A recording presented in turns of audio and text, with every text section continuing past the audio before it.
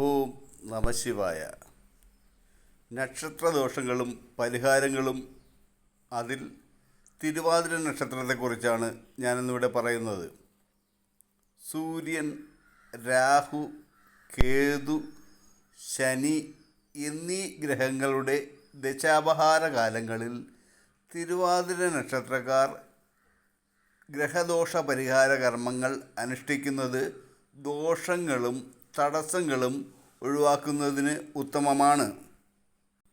തിരുവാതിര നക്ഷത്രക്കാർ തിരുവാതിര, ചോതി, ചതയം എന്നീ ജന്മാനുജന്മ നക്ഷത്രങ്ങളിൽ നാഗക്ഷേത്രങ്ങൾ ദർശിക്കണം.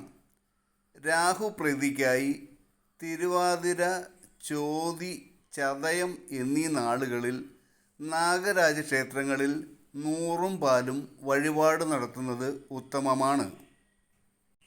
പൂയം, മകം, ഉത്രം, തിരുവോണം, മകരക്കൂറിലെ ഉത്രാടവും അവിട്ടവും തിരുവാതിര നക്ഷത്രക്കാർക്ക് പ്രതികൂലങ്ങളാണ്. ഈ പ്രതികൂല നക്ഷത്രങ്ങളിൽ പുതിയ സംരംഭങ്ങൾ ഒന്നും തുടങ്ങാതിരിക്കുന്നതായിരിക്കും നല്ലത്. ചുവപ്പ്, കറുപ്പ് എന്നീ നിറങ്ങൾ തിരുവാതിര നക്ഷത്രക്കാർക്ക് അനുകൂലമാണ്.